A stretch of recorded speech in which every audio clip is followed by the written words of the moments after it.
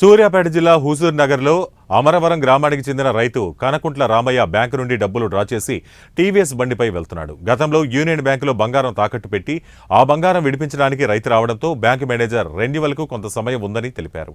దీంతో మళ్లీ తిరిగి ఆ డబ్బులు ఇంటికి తీసుకువెళ్లే క్రమంలో వైన్ షాప్ వద్ద బైక్ పక్కకు ఆపాడు. లోపలికి వెళ్లి బయటకు వచ్చేసరికి గుర్తు తెలియని దుండగులు బండిలోని 1,40,000 రూపాయలు దొంగిలించారని బాధితుడు వాపోయాడు.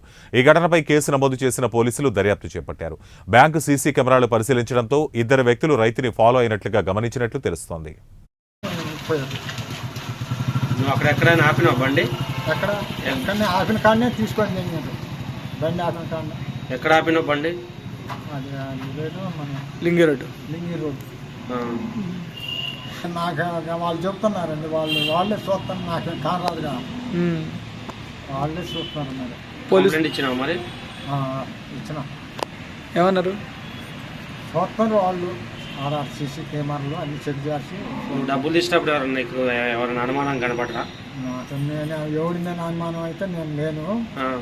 నా జనం అయితే ఏ టైంలో జరిగింది?